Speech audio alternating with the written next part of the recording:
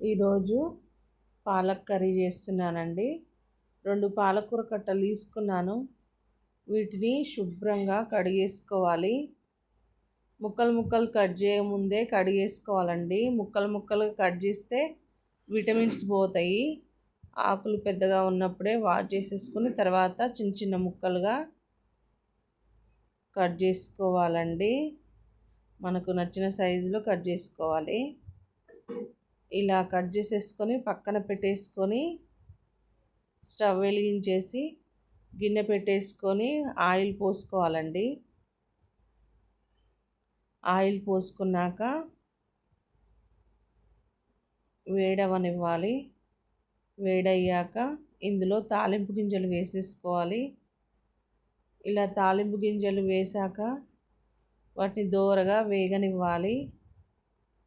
ఈ లోపల ఉల్లిగడ్డ ముక్కలు వేసేసుకోవాలి. వీటిని కూడా దోరగా వేగనివ్వాలి.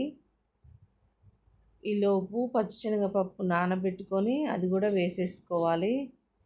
దాన్ని కూడా దోరగా వేయించుకోవాలి.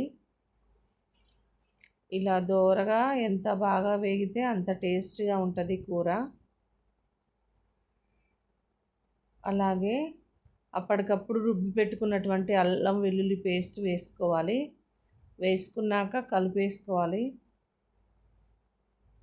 ఇలా కలుపుకొనేసి తర్వాత ఒక అరచిటికెడంతా పసుపు వేసేసుకోవాలి. పసుపు వేసుకొని కలుపుకోవాలి. కలుపుకొని ఇలా దోరగా వేయించుకున్నాక ఇందులో కొంచెం సాల్ట్ వేసుకోవాలి. సాల్ట్ వేస్తే టేస్ట్ బాగా వస్తుంది. అందుకనే కొంచెం సాల్ట్ వేసుకోవాలి. మళ్ళీ తర్వాత సరిపడినంత వేసుకోవచ్చు, కానీ ముందుగా అయితే కొంచెం సాల్ట్ వేస్తున్నాను టేస్ట్ కోసం. ఇలా తాలింపులో వేస్తే సాల్ట్ ముందుగానే టేస్ట్ బాగా వస్తుంది కూర. ఇప్పుడు కట్ చేసుకున్నటువంటి పాలకూర వేసుకోవాలి. వేసేసుకొని మూత పెట్టేసుకోవాలండి. అదే మగ్గిందాకా.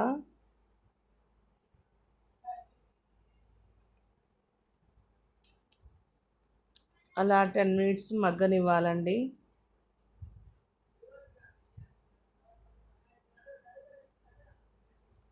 ఇలా కొంచెం కొంచెం కలుపుకుంటూ వేసుకున్నాక కూరని మగ్గనివ్వాలి. మగ్గాక వెల్లుల్లిపాయ పేస్ట్ వేసుకోవాలి. ఓన్లీ వెల్లుల్లి రెబ్బల పేస్ట్.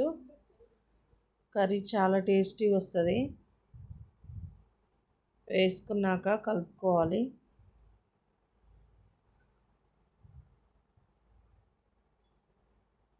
కలిపేసుకొని ఇప్పుడు టేస్ట్కి తగినంత సరిపోను కారం వేసుకోవాలి. మీ టేస్ట్కి తగ్గట్టు వేసుకోండి. నేనైతే ఒక చెంచా వేసేసి కొంచెం ఎక్స్ట్రా వేసేస్తున్నాను.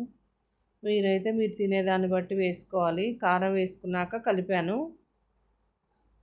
అలానే కూరని మగ్గనివ్వాలి. బాగా కలయబెట్టాలండి.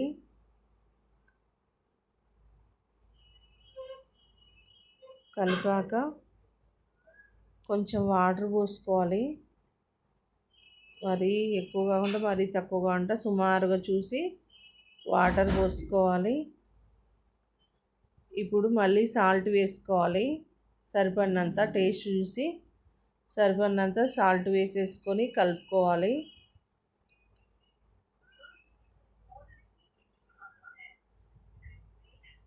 కొంచెం సేపు ఉడకనివ్వాలండి. ఇప్పుడు మసాలా వేసుకోవాలి. కొంచెం వేసేసుకొని కలుపుకోవాలి. కలిపేసుకొని ఉడకనివ్వాలండి. ఉడికాక స్టవ్ ఆఫ్ చేసుకోవాలి. ఇప్పుడు ఈ గారెలను ఇందులో ముంచుకొని తింటే ఆ టేస్టే వేరుగా ఉంటుందండి. రైస్లోకైనా, గారెలలోకైనా, చపాతీలోకైనా పాలక్ కర్రీ చాలా బాగుంటుంది. ఓకే ఫ్రెండ్స్, పాలకూర కర్రీ రెడీ అయిపోయింది.